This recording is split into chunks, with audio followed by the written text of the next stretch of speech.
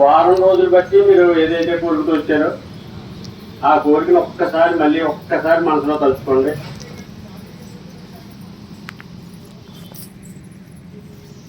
మీరు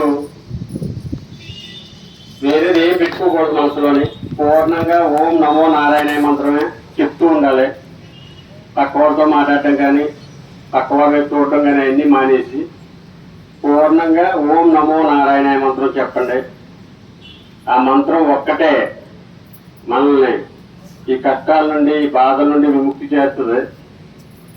మరీ ముఖ్య విషయం ఒకటి చెప్తున్నామమ్మా, మీకు ఉద్యోగస్తులు కానీ తెల్లవారుజాముని ఇక్కడ అభిషేకం జరగట్లేదు కాబట్టి స్వామివారి యొక్క ఉత్సవమూర్తి అంటే 42 ఊళ్ళు తిరిగే ఉత్సవమూర్తిని పిఠాపురంలో పెట్టడం జరిగింది. వెంకటేశ్వర గుడి ఎదుర్కొంటాను ఆ ధ్యానపీఠం ఏర్పాటు చేసాం. కాబట్టి ఉద్యోగస్తులు ఎవరైనా ఉంటే ప్రతి శుక్రవారం కూడా తెల్లవారుజాముని ఉదయమే 6 గంటలకు అక్కడ అభిషేకం స్టార్ట్ అవుతుంది. కాబట్టి స్వామివారు ఇక్కడ ఎంత ప్రభావం చూపిస్తున్నారో అక్కడ కళ్ళు మూసుకుంటే స్వామివారు కనిపిస్తున్నారు.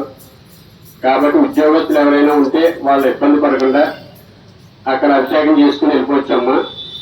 కాబట్టి ఈ అవకాశాన్ని వినియోగించుకోండి. అందరూ కూడా అభిషేకం జరిగే వరకు మళ్ళీ మీరు బయటికి వెళ్ళే వరకు కూడా ఓం నమో నారాయణ మంత్రం మాత్రం వదలకండి.